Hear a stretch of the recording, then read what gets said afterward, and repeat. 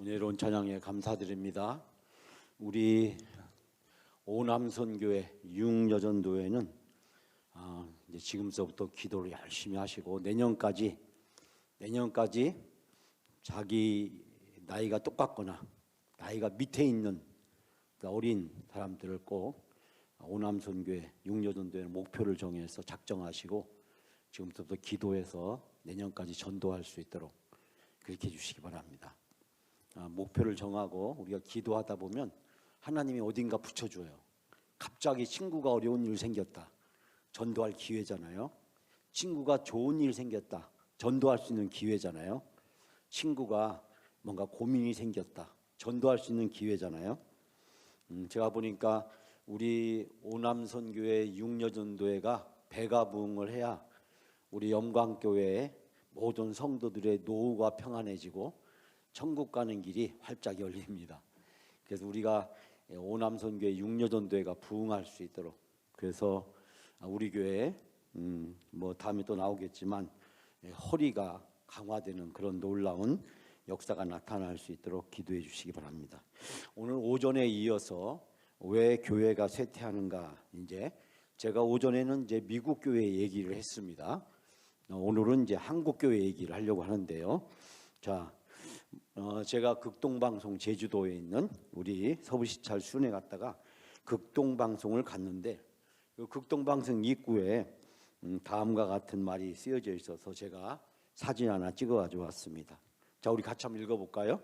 사람이 사람을 만나면 역사가 이루어지고 사람이 하나님을 만나면 기적이 이루어집니다. 아멘. 이 말이 너무 감동적이더라고요. 예? 사람과 사람이 만나면 역사가 이루어지고 사람이 하나님을 만나면 기적을 이루어진다. 저는 기적을 꿈꿉니다. 기적을 사모하고. 왜냐하면 현실을 보면 안 될 것 같거든요. 너무 어려워 보고 너무 힘들어 보이거든요. 나도 힘들고 우리 성도님들도 힘들고 우리 사회를 봐도 그렇고 역사를 봐도 그렇고 이 한국교회의 모습을 봐도 그렇고 정말 이 종교 혼합 시대, 종교가 정말 우리나라의 통일교, 신천지 난리도 아니지 않습니까? 이런 걸 보면서 하나님을 만나면 기적이 이루어진다. 그래서 우리가 기적을 꿈꾸고 기적을 위해서 기도해야겠다. 우리 오남선교회 육여전도회가 배가 부흥하면 우리 교회에 아주 활력이 생기고 새로운 놀라운 일들이 생겨나게 될 줄 믿습니다.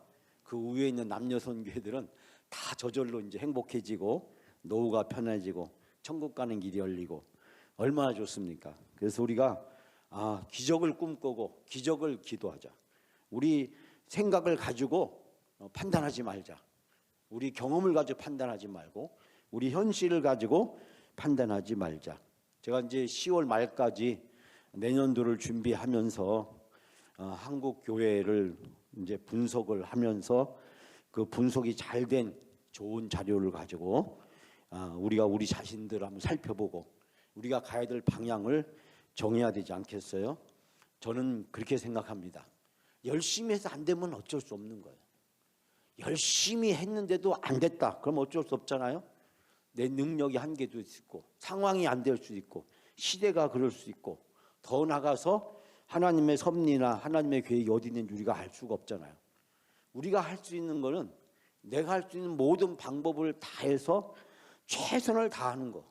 그 이상은 하나님께 맡겨야 되잖아요. 근데 안 될 것 같아. 사람들 봐도 안 될 것 같고 시대를 봐도 안 될 것 같고 상황도 안 맞는 것 같고 요즘 세상이 어떤 세상인데 이렇게 하면서 시도조차 하지 않는다면 계획조차 세우지 않는다면 저는 그것은 죄라고 생각합니다. 사명을 포기한, 사명을 유기한 죄라고 생각이 들어요. 그러나 우리가 열심히 했는데 최선을 다했는데 시도했는데 그래도 안 된다. 전 여러분에게 새벽기도 나오라고 전도하라고 계속 할 겁니다. 여러분이 안 나오면 할 수 없는 거죠. 그러니까 저는 계속 기도하고 계속 얘기할 거예요. 나오고 안 나오고는 물론 저의 리더십에 문제도 있겠지만은 어쨌든 최선을 다해서 할 수 있는 데까지 우리가 온 힘을 다해서 한다. 그것이 우리의 사명이고 우리가 해야 될 역할이라고 생각합니다. 전 그럴 때 하나님의 기적이 일어난다라고 생각을 하고 있습니다. 그래서 2025년 아침에도 말씀드렸지, 후반기 이 사역의 방향, 우리 9월달, 10월달 2달 동안 내년을 이제 구체적으로 준비해 가야 되는데, 이 부흥하는 교회, 이 쇠퇴하는 교회 뒤에 이제 책이 나오는데 그걸 토대로 해서 2026년을 준비해야겠다라는 생각을 합니다. 오늘 아까도 잠깐 이제 모여서 얘기를 했는데, 우리 10월 19일 날 영광남녀 가을 워킹 투게더, 우리 대청 댐 앞에 있는 그 광장으로 가기로 했습니다. 우리 각 모든 남녀 선교 함께 참여해서 그날 오리엔티어링 겸 해서 우리가 또 게임도 하고 신나고 이제 즐거운 시간을 이제 가지려고 합니다. 우리가 12월 달까지 몇 가지 행사를 해 나가면서 한 해를 잘 보내고, 그러면서 새해 계획을 잘 세워야겠다. 근데 새해 계획을 세우는 기준이 어디에 있을까? 세계 교회를 보고, 우리 한국 교회를 보고, 그리고 나서 그 결과를 가지고 우리 영광교회를 봐야 된다. 우리 영광교회만 보면 안 되고, 세계 교회, 미국 교회, 또 한국 교회의 흐름, 트렌드, 변화, 추세, 이런 걸 보면서 우리 교회까지 이어서 보게 되면 저는 우리 교회가 나가야 될 방향을 찾을 수 있으리라고 생각을 합니다. 오전에 죽은 교회를 부검하다, 이 책을 통해서 우리가 이제 미국 교회의 현실, 아까도 말씀드렸지만 90% 교회가 병들었거나 어렵거나 죽어가고 있다. 왜 그 교회는 문 닫았을까? 이분이 집중적으로 분석한 것이 어려운 교회, 문 닫은 교회, 10만 개의 미국 교회가 죽어가고 있다라고 하는 이 충격적인 사실 앞에서요, 한국 교회를 조사하면 한국 교회는 죽어가는 교회가 몇 교회나 될 수 있을까? 라는 사실을 생각해 보게 됩니다. 우리 서울시찰이 한 23개 정도 교회가 되는데, 사실 23개 중에서 절반도 안 되죠. 한 8개 정도 교회. 그 나머지 교회들은 다 개척교회나 어려운 상황에 있는 교회라는 사실을 이제 발견하게 됩니다. 교회 학교를 하는 교회는 몇 교회나 될까요? 그게 따져본다면 정말 우리 대전노회만 하더라도, 제가 앞으로 이제 그걸 조사를 한번 해보려고 하는데, 이 대전노회에 있는 모든 이 교회들을 한번 심층 분석을 하는 일을 한번 하려고 합니다. 그래서 대전노회가 가야 될 방향을 정확하게 설정하고, 그에 맞는 각 교회의 목회와 계획들을 어떻게 해야 되는지, 그거에 따라서 우리 목사님이나 장로님이나 우리 여전도연합회, 남성연합회 모두가 다 합력을 해서 어떻게 대전노회가, 그 대전노회에 있는 하나의 교회들이 활력을 찾을 수 있도록 도울 것인가. 서로 강 건너 불구경 하듯이 각자 개교회주의로 각자 문제를 찾아서 해법을 찾아가기는 너무나도 힘든 상황이 아닌가라는 생각을 해보면서, 미국 교회의 이 심각한 상황, 90%가 문제가 있거나 어려운 교회다라는 사실을 생각해 보면서, 이 책 제목을 보고 제가 처음에 이제 충격을 받았는데, 죽은 교회를 부검하다. 아니, 시체를 부검하지만 교회를 부검하다니. 그래서 문 닫은 교회, 왜 문 닫았는지, 그 교인들, 목회자를 심층 면접을 하면서 그 원인을 이제 찾기 시작을 했는데요. 여기에서 이 죽어가는 교회에 매우 분명한 5가지 패턴이 있다는 거예요. 이 톰 라이더라는 분이 이제 해보니까, 첫 번째, 이 죽어가는 교회들이 공통적으로 나타나는 5가지 패턴. 첫 번째, 죽어가는 교회는 전도를 버렸다는 거예요. 전도를 버렸다. 요즘 세상에 전도가 되느냐? 그러니까 전도를 버렸다는 겁니다. 교회가 현상 유지를 하려면 매년요 5%, 100명이면 5명 이상이 전도가 돼야 된다는 거예요. 왜? 돌아가시는 분도 계시고, 이사 가는 분도 계시잖아요. 그러니까 이렇게 따지면 5% 이상이 돼야지 교회가 최소한의 현상 유지를 할 수 있다. 그러니까 100명 되는 교회 5명. 우리는 매년 10명 이상은 전도가 돼야 10명 이상은 전도를 해야 우리 영광교회가 현상 유지를 할 수 있다는 겁니다. 10명 이상 전도를 하지 않으면 현상 유지가 안 되고 이제 감소하는 추세로 가게 되는 거죠. 이제 상처받아 떠나는 사람도 있고 이사 가는 분도 있고 돌아가신 분도 있다고 치면은 거의 10% 정도는 전도를 해야지 현상 유지를 할 수 있는 그런 상황이라는 것을 보게 됩니다. 그래서 이 죽어가는 교회들이 공통적으로 나타나는 5가지 패턴. 첫 번째는 전도를 버렸다. 전도 없이 교회는 성장할 수가 없다라는 것입니다. 감소한다는 거죠. 두 번째, 죽어가는 교회는 세부 사항에 중점을 둔다. 너무 이렇게 본질적이지 않는 것, 그런 것 가지고 서로 싸우고 서로 목숨을 거는 사람이 나온다는 거예요. 이분이 어느 교회를 이제 가서 상담을 하게 되었는데 한 여성이 이제 여자분이 성도님이 하는 말이 화면에서 찬송가를 읽어야 됩니까?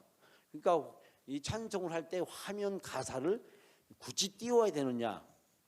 책으로 성경책으로 보면 되는데 우리가 영상을 굳이 해야 되느냐라는 질문을 한 여자 성도님이 있었다는 거예요. 그런데 이분의 얘기에 의하면 그 교회가 7개월 후에 문 닫았다는 거예요. 문을 닫았다. 물론 이 여자 성도님 때문에 문 닫은 것은 아니겠죠. 그러나 교회 전체적인 분위기가 어떤 새로운 변화를 수용하거나 이제 받아들이지 않았다는 겁니다. 우리 한국 교회도 그런 일이 있었죠. 영상이 예배당에 필요한가? 제가 우리 교단의 영상 예배의 거의 선구자이고 영상을 제가 전공을 했고 그 서울에서 뭐 코엑스나 기독교연합회관 총회 여러 군데에서 제가 영상 예배에 대해서 제가 많이 발표도 하고 강의도 많이 했지만 그러나 우리가 이 텔레비전 시대를 본격적으로 맞이해서 이제 모든 게 영상이 기본이잖아요. 여러분 이 영상 예배의 그 뭐냐면 텔레비전 워십입니다. 텔레비전 워십, 텔레비전 스크린 워십이라고 이렇게 불러요. 뭐냐면 여기 앞에 텔레비전 모니터가 있는 거죠. 예배당 안에. 그러니까 과거에는 우리가 상상할 수 없었잖아요. 과거에 교회에는 다 전자오르간이 있어요. 전자오르간 과거에 뭐 3천만 원. 근데 영상이 처음 등장할 때 3천만 원이었단 말이죠. 그때가 언제냐? 2000년도 초에 1990년대 후반기 2000년도 초에 영상 하나 크게 달면 3천만 원 전자오르간 3천만 원이었어요. 그러니까 전자오르간을 선택하는 교회는 과거를 선택하는 거고 영상을 선택하는 교회는 미래를 선택하는 거다. 다 웃었죠. 제가 문창교회 교육전사 할 때 전에 소개한 적이 있지만 그 목사님 아들하고 청년들이 밴드팀을 만들어가지고 1년 동안 준비해서 1월 첫째 주 주일 오후 예배에 찬양팀이 딱 등장해서 밴드가 하면서 찬양을 했어요. 그때 그 교회 수석장로님이 벌떡 일어나더니 소리를 버럭 지르셨어요. 이게 무슨 이따위가 예배냐고. 그래서 그 다음 주에 그 찬양팀이 완전 해체되고 폐지가 돼버렸어요. 그로부터 문창교회는 상당히 오랜 시간 동안 이 정체를 벗어나지를 못했어요. 왜냐하면 그때 여러분 알다시피 1990년도 초에요. 한국교회에 일어난 중요한 변화가 뭐냐면 찬양 예배의 바람이 전국적으로 불었어요. 그래서 그때 나온 유명한 말이 있어요. 찬양을 잘하는 교회가 부흥한다. 왜? 1980년대 온누리교회, 사랑의 교회가 엄청나게 부흥을 했는데 그 부흥의 원동력이 뭐였냐면 찬양이었어요. 경배와 찬양이었어요. 그래서 1980년대 서울에 있는 교회들은 무슨 열풍이 불었냐면 경배와 찬양, 교회 밴드 만드는 거였어요. 90년대 와서 이제 중반 지나면서 영상 열풍이 불기 시작했어요. 이게 교회가 그 시대마다 부흥의 트렌드를 타고 새로운 변화를 적극적으로 수용하는 것. 2000년대 와서 여러분 알다시피 셀 열풍이 불었잖아요. 이 소그룹 사역, 셀, 다락방 무슨 이런 것들이 물론 이제 80년대부터 온누리교회 같은 경우 지구촌 교회가 시작을 했지만 그 바람은 1990년대 중반부터 해가지고 2005년, 2010년 그 사이에 한국 교회의 그 소그룹 운동이 엄청나게 이제 부흥을 주도했잖아요. 자, 제가 약간 얘기가 좀 과잉되게 빗나갔습니다만, 이 새로운 변화를 이 거부하는 교회, 그 죽어가는 교회의 두 번째 특징. 세 번째는 이 죽어가는 교회는 교회 내에 꽤 심각한 험담과 갈등이 있다. 예? 내부 사이에 서로 막 비난하고 서로 막 헐뜯고, 예?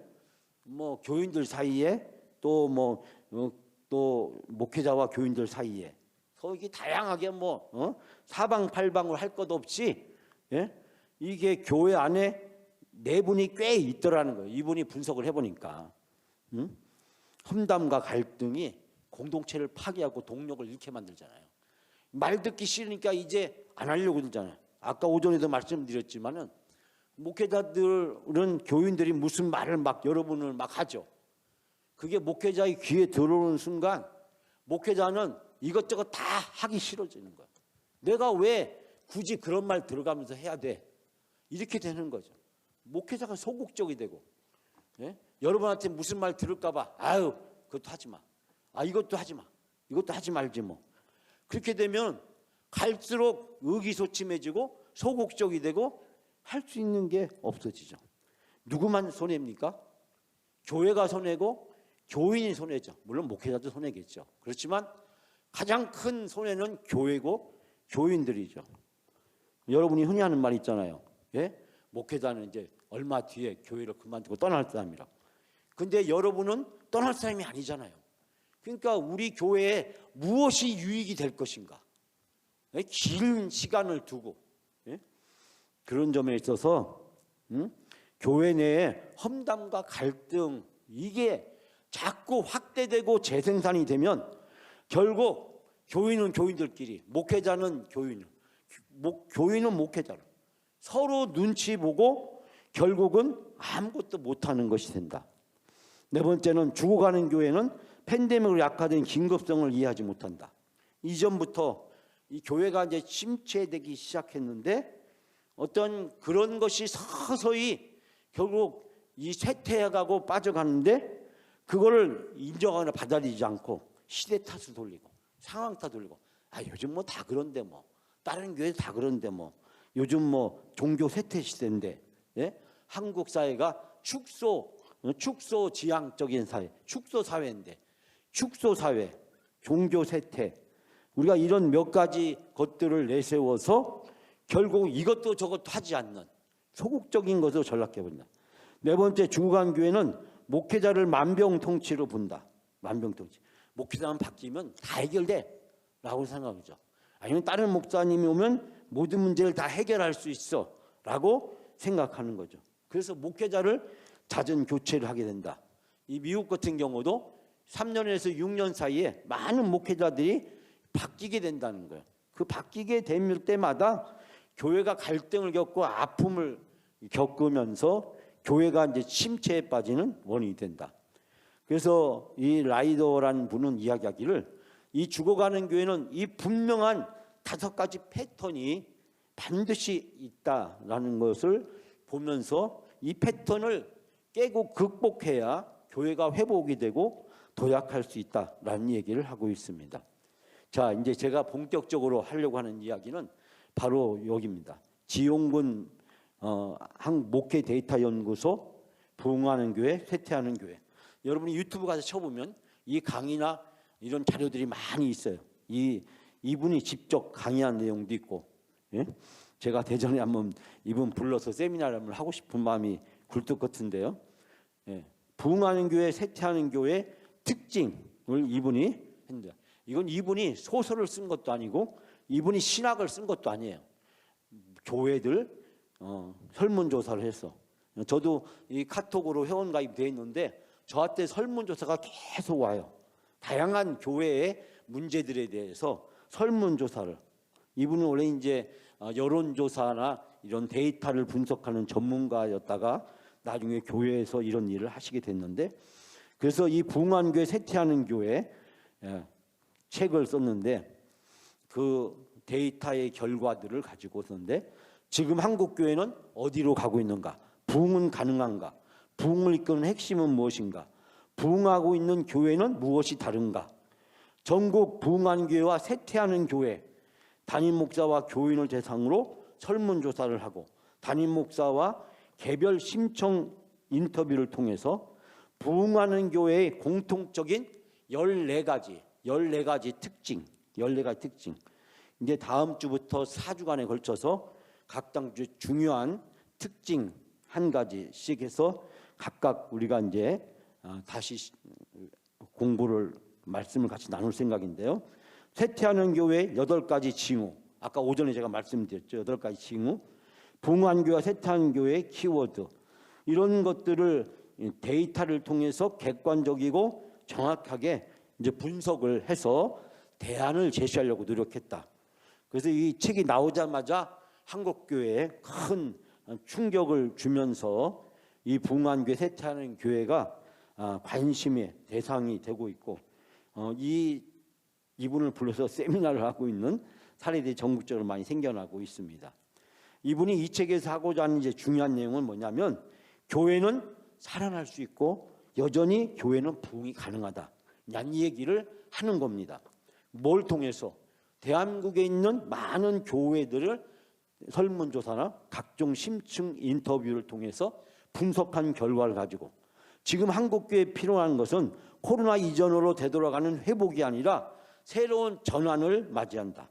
새로운 구조, 새로운 문화, 새로운 언어로 복음의 본질을 다시 살아낼 때다. 난 이야기를 하고 있다는 것입니다. 여러분 중에 관심 있으면 이 책을 한번 인터넷으로 구매해서 서점에 가서 구매해서 한번 좀 읽으셨으면 좋겠다라는 생각을 좀 하게 되는데요. 자, 이 책을 쓰면서 이제 구체적인 데이터들이 나오는데 성도들의 만족도를 이제 조사해 보니까 예배, 부흥하는 교회 성도들은 예배를 86.2%를 만족하고 또 교회 성도들의 만족도는 약 65.6%. 그러니까 약 3대2 정도 차이가 나는 거죠. 3대2 정도. 그러니까 이게 3대2 정도. 그다음에 담임 목사의 설교는 84대60 비슷하죠. 비율이 80대 60대 이제 비율이 비슷한데 자, 여기서 이제 3대2 정도가 되는데 이 예배나 설교보다도 사실 이제 더 중요한 것이 있다라는 것을 얘기하는 거예요. 그것은 뭐냐면 친교, 교제, 이 소그룹에 대한 만족도가 더 중요하다는 거. 교인들 입장에서 보면. 자, 여기에서 보면요. 이 친교, 교제, 소그룹에 대한 만족도는요.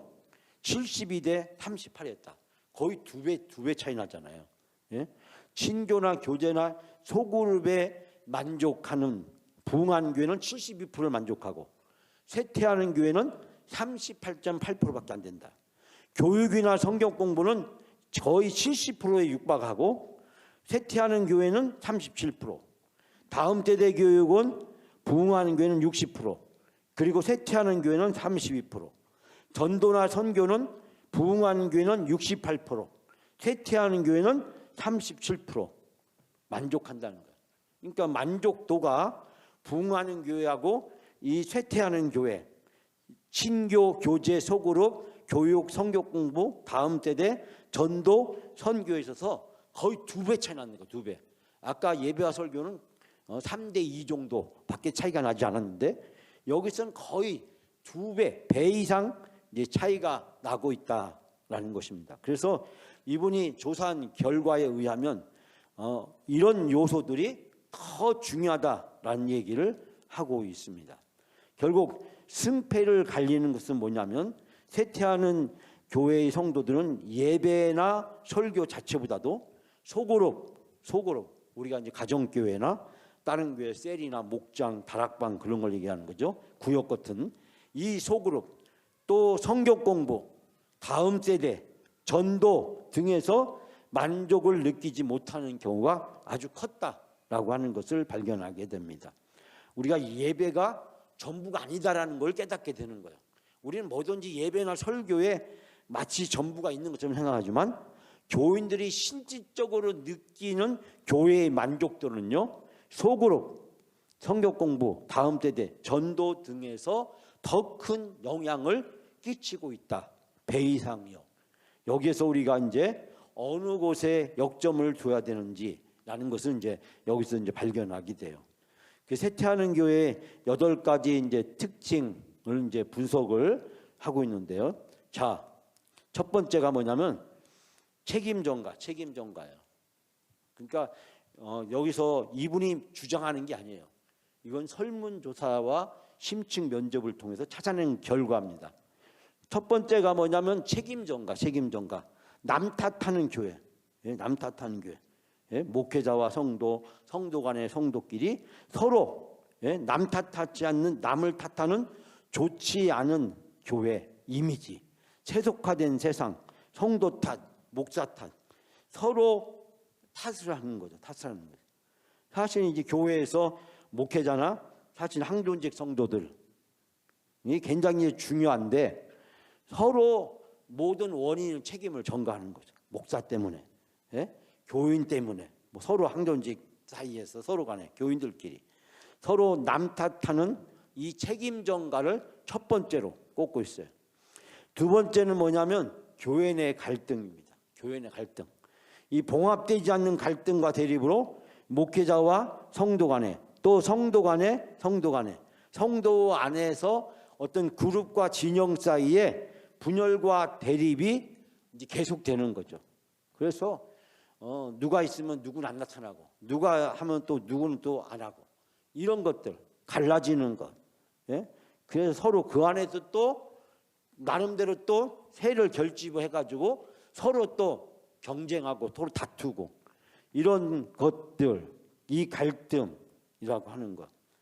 여러분 보세요. 교회의 목표는 무엇입니까? 다 똑같은데 그 목표를 결국은 해치면서 교회 안에서 은혜와 행복을 깨트리고 교회의 부흥과 성장을 위한 동력을 스스로 잃어버리는. 그래서 우리가 교회 안에서 화해와 통합이 정말 어려운 거. 우리가 그런 말 많이 하잖아요. 세상 사람들은 술 한잔 먹으면 해결되는데 교인들은 술 한잔 먹고 술도 못 먹고 해결이 안 된다. 참 이 갈등과 봉합, 화합과 용서, 화해, 이런 것을 얘기를 하면서도 참 이 갈등을 어떻게 우리가 대립을 극복할 것이냐, 이것이 참으로 우리의 중요한 문제다라는 것입니다. 세 번째는 뭐냐면 여기서 이제 제시한 이 책에서는 목회자의 영적 침체, 회피하고 비관하는 목회자의 관계 문제인데, 눈치 보는 목회자, 교인들 눈치 보고 의욕상실, 영적으로 번아웃되고 지쳐가지고 극복하기 어려운 대외적 상황. 아유, 요즘 시대가 그렇고 우리 교회 상황이 이렇고 우리 교회는 조건이 안 좋고 아유 해도 안 될 거야 라고 하는 이런 어떠한 현실을 보면서 거기에 좌절하는 거. 목회자의 영적 침체는 곧바로 교회의 영적 침체로 오게 되죠. 목회자를 흉보고 목회자를 공격하는 것은 여러분 자유예요. 그러나 그 고스란히 모든 피해는 교회로 가고 그 모든 것들은 다 이 다음에 교회의 미래 속에서 우리가 다 감당해야 될 몫이 되는 거죠. 저는 종종 그런 얘기를 합니다만, 목회자가 최선을 다해서 열심히 할 수 있도록 하는 것, 그것이 중요하잖아요. 근데 목회자가 못하도록, 하지 말도록 여러분이 계속 비판하고 견제하고, 그럼 목회자는 결국 회피하고 비관하는 게 되는 거죠. 눈치만 보면 되는 거죠. 시간만 보내고 있는 거죠. 그 피해는 목회자는 은퇴하면 그만이겠지만, 물론 그만은 아니죠. 하나님 앞에 자기의 목회를 제대로 못한 것에 대한 책임이 있겠지만은 어쨌든 고스란히 교회의 성도들에게 그 피해가 오는 거죠. 목회자가 모든 능력과 모든 걸 다 발휘해서 최선을 다해서 모든 것을 교회에서 쏟아놓고 목회할 수 있도록 만들어 주는 것, 그것이 교회에 도움이 되고 교인들한테 도움이 되는데 현실적으로 그렇게 생각하지 않는다는 것입니다. 네 번째는 뭐냐면 기도와 영성의 약화. 소홀해지는 영성 훈련으로 형식화되어가는 기도회. 양육과 훈련 프로그램의 감소. 예? 기도회는 사실 교회의 중요한 영적 기반이고, 한국 교회에서 보게 되면 정말 무엇보다도 기도는 가장 강력한 힘이고 성장의 동력이었는데,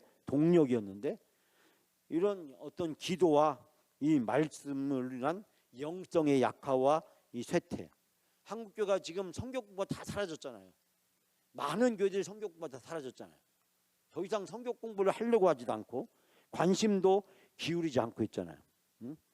성경을 가장 많이 알고 있으면서 성경을 가장 많이 읽거나 공부하지 않는 것, 그것이 오늘날 우리 한국 교회잖아요.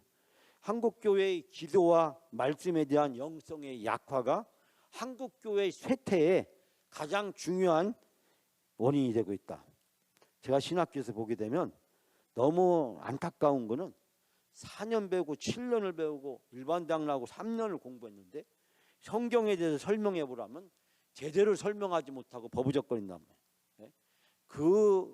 그렇게 성경을 제대로 설명하지 못하고 성경을 제대로 몰라서 어떻게 가서 목회를 하려고 하는지 정말 안타까운 그런 현실들을 발견하게 됩니다. 정말 목회자, 우리 항존직 성도들은 기도와 성경에 대해서 정통해야 되잖아요. 우리의 가장 강력한 무기가 기도하고 성경 아닙니까? 근데 이 기도 성경, 우리의 믿음의 선배들은 어땠습니까? 기도 성경에 정통했잖아요. 정말 매 주일마다 성경 공부하고 다양한 성경 공부를 또 하고 제자 훈련 베델 크로스웨이 2년씩 얼마나 열심히 했습니까? 제가 대전 영락교회 있을 때 저는 새가족반 주간 야간, 우리 여전산이 1:1 양육 주간 야간반. 그때 김등 목사님은 주간 야간 주말반. 이 세 개 베델을 세 가지로. 그것도 성경편과 나중에 실천편인가요? 그런 걸 그렇게 몇 2년씩 막 집중적으로 성경 공부를 했잖아요. 사실 그런 성경 공부가 교회 성장의 동력이 됐던 거죠. 힘이 됐던 거죠. 그런데 이런 기도와 그다음에 이 성경 공부의 쇠퇴, 그것이 결국 교회가 능력을 잃어버린 이제 결과가 됐다라는 얘기를 하고 있습니다. 다섯 번째는 소통과 교제의 단절, 느슨하거나 끊어져 버린 소통과 교제, 또 관리가 안 되는 약화되는 소그룹. 지금 한국교회 많은 교회들이 이 구역이 다 현실적으로 뭘로 전락해 있냐면 관리하는 곳으로 전락해 버렸어요. 가끔 교회에서 소식이나 전해주고 홍보나 해주고 동원이나 하는 그런 구역이 과처럼 예배를 드리고 양육하고 전도하는 그런 역할들, 양육과 전도가 안 되는 이 소그룹, 이것이 지적하고 있습니다. 또 사역자와 직분자와 성도들 간의 소통의 단절, 교인들끼리, 목회자와 교인들끼리 서로 소통과 대화가 안 되는 것. 이 소그룹이 교회의 미래인데 우리가 가정교회나 남선교회, 여전도회, 우리 다음 세대 이 소그룹을 어떻게 활성화시키느냐, 이것이 교회의 중요한 것이라는 사실을 알게 됩니다. 여섯 번째는 줄어드는 봉사. 이 봉사 헌신 나눔이 줄어드는 교회. 여기서 이제 문제는 뭐냐면 아까 우리가 교회를 부검하다라는 책에서 나왔듯이 안에만 신경을 쓰고 안에만 모든 에너지를 소비하고 바깥쪽을 향해서 전도나 선교나 봉사, 밖을 향한 것에 대한 관심이 없어지는 것. 그 지역사회 헌신과 선교의 소극적인 태도. 그래서 일꾼이 없고, 그래서 이 지속 가능한 이 봉사를 어떻게 할 것인지, 전도와 선교와 이 봉사, 이 세 가지가 계속해서 개발될 수 있도록 만드는 것이 중요하다는 것입니다. 일곱 번째는 뭐냐면 비전의 부재. 비전의 부재는 한마디로 하면 미래에 대해서 얘기하지 않는 거예요. 미래에 대해서. 왜? 미래가 불편하거든요. 그러니까 추억이나 얘기하고 향수만 빠져 있는 것이 라떼눈에서 벗어나지 못하는 것. 앞으로 어떻게 할래? 이 문제에 대해서 얘기하는 것을 힘들어하는 거예요. 예? 방향을, 미래를 얘기하지 않는 거. 이것이 뭘 나타내냐면 변화에 대한 두려움과 소극적으로 나타낸다는 거죠. 아유, 이대로 좋사오니 하면서 지금 현실에만 안주하는 거라는 것입니다. 여덟 번째는 뭐냐면 잃어버린 허리 세대. 예? 허리 세대의 이탈과 고령화로 30대에서 40대 세대의 지속적인 이탈과 비협조. 이 30, 40대가 이사를 가기도 하고 신도시 쪽으로 주로 이사를 가죠. 서울도 사대문 안에 30, 40대가 다 없어졌단 말이에요. 왜? 여러분 알다시피 어디로 갔습니까? 일산으로 가고 분당으로 가고 판교로 가고 또 계속 신도시가 외곽에 생기면서 계속 30, 40대가 나가다 보니까 서울시 안에는 아주 고령화가 진행되고 이 고령화가 진행되다 보니까 30, 40대가 없는 거죠. 30, 40대가 없으니까 교회 학교가 없는 거죠. 초등학교 중학생들이 없는, 중고등학생이 없는 거죠. 왜? 초등학교 중고등학생들은 다 30, 40대의 자녀들이기 때문에 다음 세대의 교육 및 환경에 어려움을 자초하게 되는 이 30, 40대의 생태계를 어떻게 복원하느냐. 우리는 약간 30, 40대가 아니고 40, 50대지만 아까 우리 앞에 나왔던 우리 육려전도회 오남선교회가 우리 40대, 50대잖아요. 예? 40대, 50대의 생태계를 어떻게 복원하느냐. 예? 이분들이 어떻게 오남선교와 육려전도회가 부흥할 수 있도록 성장할 수 있도록 만들어 주느냐. 사실 여기에서 잃어버린 허리 세대를 복원하는 것이 되고 교회의 미래를 만드는 거죠.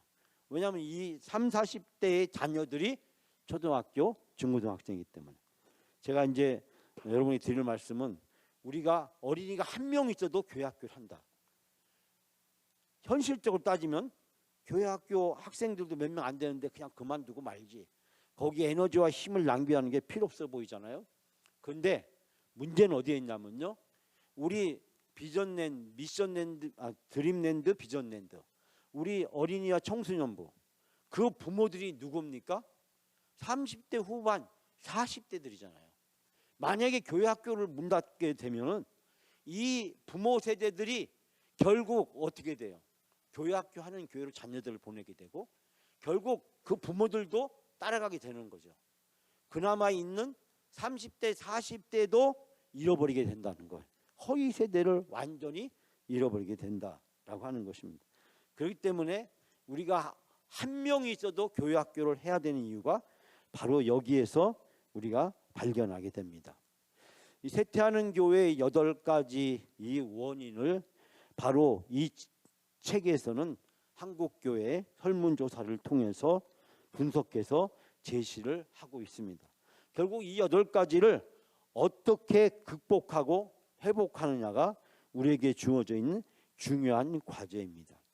이제 다음 주부터 4주간에 걸쳐서 4가지 구체적인 모델을 가지고 이야기를 하려고 합니다. 다시 말씀드리면 이 책에서 이야기하는 이 8가지를 극복할 수 있는 구체적인 방법을 4가지로 소개를 하고 있는데 그 4가지를 이제 매 주마다 한 가지씩을 우리가 다루려고 합니다. 여러분 정상적인 설교는 아니지만 그러나 지금 우리가 창립 62주년을 맞이하고 2025년 한 해를 보내고 또 새해를 우리가 앞으로 준비해야 되는 이 시점에 있어서 한번 우리가 미국 교회 사례, 한국 교회 사례를 통해서 우리 영광교회의 현실을 우리가 객관적으로 좀 살펴보면서 우리 교회가 앞으로 가야 될 방향은 어디에 있는가.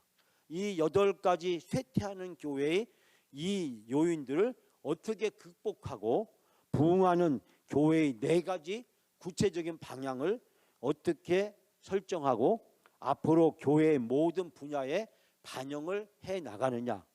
그거에 따라서 우리가 영광교회가 미래를 만들어 가는데 무엇보다도 중요하다라는 생각을 하게 됩니다. 아까도 말씀드렸지만 우리가 하나님을 만나면 기적이 일어납니다. 오전에 말씀드렸듯이 부자 청년에게 예수님이 하셨던 말씀을 여러분이 기억해 주시기 바랍니다. 하나님을 만나면 우리가 생각하지 못하는 놀라운 일들을 일어납니다. 저는 지지난 주에 우리 신생아 축복기도 3명 갑자기 하는 것을 보면서 우리가 정말 어쩌다 한 명 했는데, 예? 한 주에 3명 어린아이가 와서 기도를 받게 되는 그런 일을 보면서 하나님은 우리가 상상할 수 없는 놀라운 일들을 펼쳐가신다라는 생각을 하게 됩니다. 여러분께서 이런 과정을 가는 것이 불편할 수도 있고 마음에 안 내킬 수도 있고 그게 무슨 소용이 있나 라고 생각할 수 있으리라고 생각합니다. 제가 그냥 성경에 있는 본문을 가지고 설교하고 끝내면 저도 편하고 힘들고 어려울 필요가 없죠. 고민할 필요가 없고 염려할 필요 없고 대안과 미래를 만들어 가는데 우리가 에너지를 소비할 필요가 없죠. 그러나 하나님이 우리에게 원하십니다.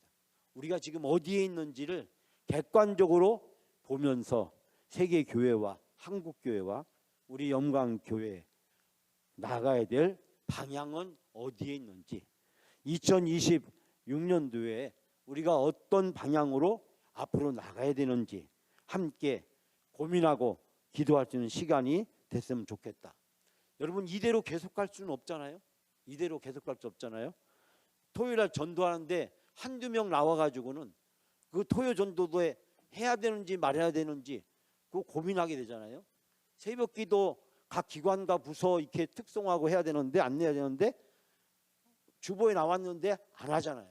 안내도 안 하고 특송하는데도 안 나오고 순서 맡았는데도 안 나오는 분도 계시고 그렇게 새벽기도 해야 되는가 의심이 생기잖아요.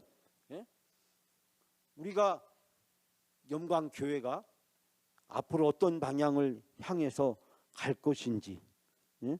정말 우리가 기도하고 고민하고 우리가 영광교회가 다시 일어서고 다시 회복할 수 있는 길을 우리가 만들어야 되잖아요. 우리가 다 같이 힘을 모아야죠. 제가 아무리 얘기한다고 되는 것도 아니고, 예? 여러분이 저와 같이 또 여러분끼리, 예? 우리 모든 영광 가족들이 서로 상생하고 승승하고 서로 시너지를 발휘할 수 있는 그런 구조를 우리가 만들어야 되는데 우리가 나누어져 있고 서로 만족하지 못하고 서로 험담하고, 예? 서로 방관하고 서로 구경하고 서로 들러리가 되어 있으면 영광교회가 미래를 향해서 나아갈 수 없잖아요. 제가 이런 설교를 굳이 안 해도 되지만 그러나 이 영광교회를 향한 하나님의 마음, 그 마음을 하나님이 저에게 주셨기 때문에 제가 여러분과 같이 함께 고민하면서 함께 생각하면서 야 우리가 어떻게 할 거냐, 우리 주일날 천국잔치 어떻게 만들 거냐, 주일날 사모하고 기다리게 만들어야 되는데 목사 혼자 가지고 되는 게 아니잖아요. 장로님들만 가지고 되는 게 아니잖아요. 예? 우리 권사님, 안수집사님 다 같이 함께 해야 되잖아요. 우리가 서로 다 부족한 게 있고 문제가 있다는 거 다 알고 있잖아요. 우리가 모르는 게 아니잖아요. 서로 장단점 다 알고 있잖아요. 그러면 서로 부족한 거 채워주고 서로 문제가 있는 거 메꿔주고 그래서 함께 만들 수 있는 구조를 우리가 만들어 가야 되잖아요. 왜요? 영광교회는 앞으로 몇 년 있다 문 닫을 교회가 아니기 때문에. 그 교회는 왜 문 닫았을까? 그런 사례가 될 수 있는 교회가 아니잖아요. 우리는 5년, 10년, 20년, 30년 주님 올 때까지 계속해서 영광교회는 계속 돼야 되잖아요. 여러분의 자녀들이 영광교회 대를 이어서 신앙생활을 해야 되고 주님 올 때까지 영광교회가 든든하고 은혜 가운데 서가는 교회가 되고 여러분 이 다음에 천국 갈 때, 예? 정말 지금 40대 50대 그 30대 20대 그 세대들이 뒷받침돼서 은혜롭게 천국 갈 수 있는 그런 환경과 조건이 만들어져야 되잖아요. 우리가 10년 전 20년 전 영광교회 모습을 한번 생각해 보세요. 그때 좋았잖아요. 10년 전 20년 전 좋았잖아요. 지금보다 좋았잖아요.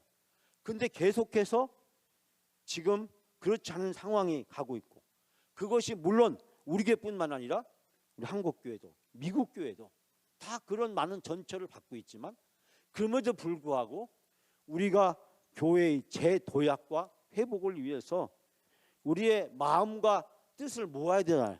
허심탄회하게 서로 모으고 기도를 모으고 헌신을 모으고, 그렇게 해서 다시 영광교회가 든든하게 서갈 수 있도록, 우리가 대단한 부흥을 뭐 이루지는 못한다고 하더라도 적어도 더 이상 이 상태에서 침체에 빠지지 않도록 매년 10명 이상만 우리가 전도하면 우리가 현상 유지를 할 수 있잖아요. 10명 전도하면 10명 전도 우리가 할 수 있을 것처럼 보이잖아요. 불가능해 보이지 않잖아요. 50명, 100명 전도는 우리가 어렵다고 하더라도 10명 전도, 우리가 마음과 뜻을, 기도를 모으면 충분히 할 수 있는 목표다. 10명 이상 매년 전도하기 위해서 우리가 역량을 거기에 내년부터는 다 집중해서 해야 되지 않겠나라는 생각을 하면서 여러분과 함께 이것을 기도하기를 원합니다.